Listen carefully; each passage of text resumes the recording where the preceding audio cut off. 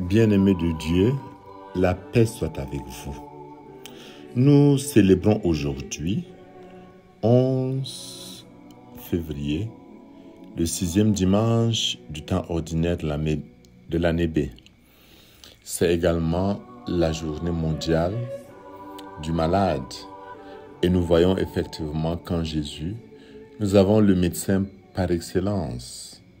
Mais revenons au cœur de notre méditation. Je pense qu'il est bon de considérer souvent la logique de la construction de l'ensemble des textes bibliques et notamment des logiques qui guident les évangélistes. La succession des lieux considérés comme espaces de vie sociale où se manifestent les premiers signes de la libération de Jésus en Saint Marc est pleine de sens. Elle est signifiante aussi la succession des personnes que rencontre Jésus. Après l'espace religieux de la synagogue et la guérison du possédé par l'esprit mauvais, après l'espace familial et le relèvement de la belle-mère de Simon fiévreuse, après l'espace de la ville et de toute la Galilée où Jésus marche en annonçant l'évangile, en guérissant les malades et en prenant du temps pour prier, voici l'espace du bannissement et de la marge, celui de la mise à l'écart des lépreux déclarés infréquentables, coupés de toute communication, les intouchables. C'est ce que nous dit effectivement la première lecture de ce dimanche, extrait du livre de Lévite, où les lépreux devaient se mettre à l'écart, crier impur, impur, pour qu'on sache qui s'approchait. Le malade que nous rencontrons dans l'évangile de Saint Marc avec Jésus nous montre une expérience merveilleuse. Il vient auprès de Jésus et le supplie, tombant à ses genoux, lui dit « Si tu le veux, tu peux me purifier. » Saisi de compassion, Jésus étend la main, le touche et lui dit « Je le veux, sois purifié. » Et il est guéri tout de suite. Marc est précis et bref. Mais notons que le lépreux ose enfreindre la règle de la mise à l'écart. Il vient trouver Jésus, tombe à genoux devant Jésus et le supplie. Mais Jésus non plus ne le rabroue pas, ne s'écarte pas, car il est pris de pitié, de compassion. Et devant se faire en humanité, il enfreint lui aussi les prescriptions de Moïse. Il étend la main et touche les lépreux. Il pose un geste dangereux à cause des risques de contagion et interdit par la loi, car ce geste le rend intouchable lui aussi. Mais, ému et touché par cet homme souffrant, Jésus prend le risque d'être lui-même intouchable. Oui, l'incarnation a rendu Jésus intouchable. Il a rendu Jésus un comme nous, à l'exception du péché.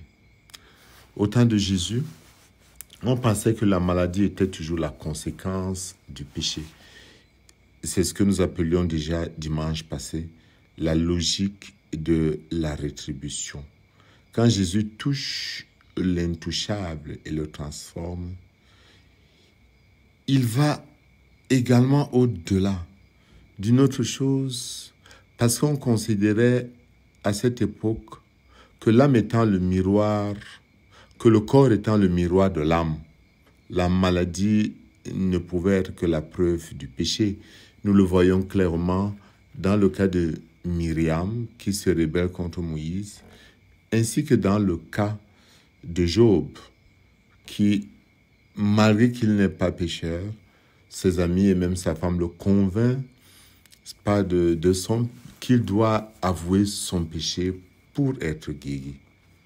La maladie, pensait-on, était la preuve du péché et donc tout naturellement, on cherchait par souci de pureté à éviter tout contact avec les malades pécheurs.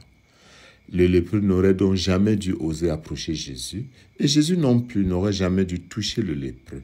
L'un et l'autre ont transgressé l'exclusion traditionnelle et c'est cette double audace que le miracle, c'est de cette double audace que le miracle a pu naître. Jésus nous montre d'une part, que pour le bien de l'homme, il peut transgresser toutes les lois. Mais dans le même temps, il envoie les lépreux rencontrer le prêtre. Il obéit à cette loi, parce que cette loi intègre l'homme de nouveau dans la société. Mais Jésus dit à l'homme, ne dis rien à personne, parce qu'il ne veut pas instrumentaliser ce miracle. Il veut que ce soit la foi, comme la foi de ces lépreux qui le lie à ceux qui rencontrent.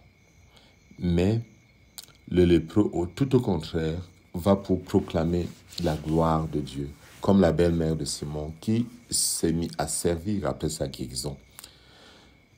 Allons un peu à la deuxième lecture de Saint Paul qui nous dit des petites vérités importantes. Saint Paul, dans son texte, dit des choses essentielles. Il dit, 1. Il fait tout pour la gloire de Dieu et que tout peut être lieu de manifestation de la gloire de Dieu.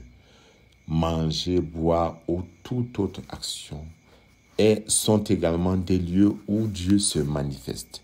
Deuxièmement, Saint Paul dit qu'aucun obstacle ne peut l'empêcher de se rendre proche de qui que ce soit, ni la maladie, ni la religion, ni le péché, ni le sexe, ni les interdits alimentaires. Paul dit également qu'il se fait le prochain de tous en toutes circonstances. Très belle leçon d'humanité pour nous les chrétiens d'aujourd'hui. Et Paul ne cherche pas son intérêt personnel, mais celui de la multitude des hommes, quels qu'ils soient. Le plus important, c'est qu'ils soient sauvés. Bien-aimés de Dieu, nous pouvons nous poser un certain nombre de questions. Ne vivons-nous pas aussi dans une période où il y a des lèpres, peut-être pas des maladies de la peau, mais d'autres causes d'exclusion? Et en sommes-nous également responsables? Est-ce qu'il est possible pour nous de tout faire pour la gloire de Dieu? De ne jamais rechercher notre intérêt personnel, mais rechercher ce qui donne le salut. Être capable d'enfreindre même nos traditions, si c'est pour le bonheur des êtres humains. En ce dimanche, que l'Esprit de Dieu illumine notre intelligence afin que nous sachions discerner ce qui est beau, ce qui est digne d'éloge, ce qui est pour la gloire de Dieu et ce qui permet l'inclusion et non l'exclusion et ce qui nous permet de sauver ceux qui sont autour de nous. Que Dieu Tout-Puissant vous bénisse au nom du Père et du Fils et du Saint-Esprit. Amen.